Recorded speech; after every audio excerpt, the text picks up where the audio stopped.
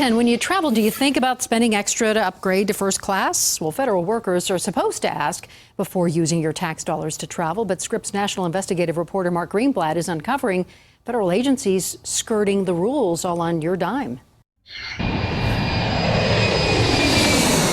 Your tax dollars pay for their travel, but when federal employees take to the skies, they're required to fly coach, except in rare instances.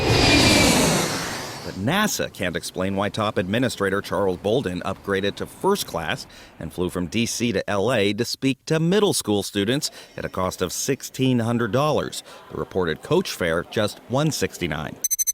Scripps News uncovered 515 other upgrades NASA reported, costing taxpayers anywhere from $3,000 to more than $10,000 per flight.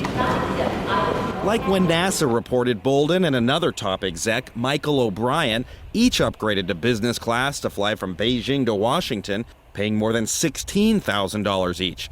Combined, it's enough for 34 separate tickets at the going coach fare. Sounds like an unnecessary expense. The government's paying for it? Again and again. I think it's inappropriate. It's ridiculous. At NASA, no one seems to be minding the store.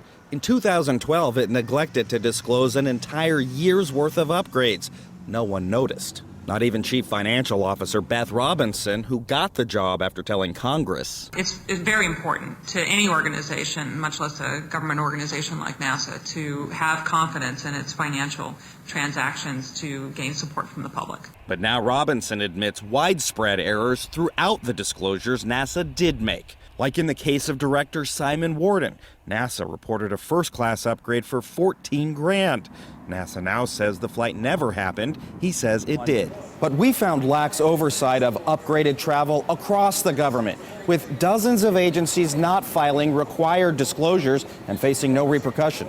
Records we obtained from the General Services Administration show since 2009, 54 out of 75 agencies failed to disclose at least an entire year's worth of upgrades or more. Some agencies, like the Small Business Administration, haven't filed for 5 years in a row. That's not going to give the taxpayers the information they need. Tom Schatz is with Citizens Against Government Waste and says taxpayers deserve more. Congress should be telling the agencies, you don't report, we're cutting your budget. One reason, the last time premium travel was seriously checked, back in 2007, when the Government Accountability Office estimated 67% of all government upgrades were improper. Which brings us back to questions we raised with NASA, where CFO Beth Robinson declined to meet face-to-face. So we caught up with her by phone. You're not reporting what it is that the travel regulation is asking you to report. I have been CFO here since 2009. I only recently became responsible for this report. It was done elsewhere at NASA, and it came to us because of all the people who were doing it retired. But while she points the finger at others, the GSA points back,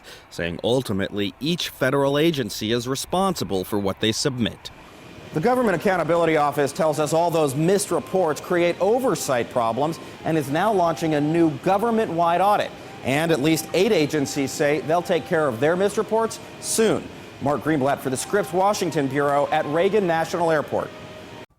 And the government says premium travel has declined, but with so many agencies not reporting, no one really knows for sure.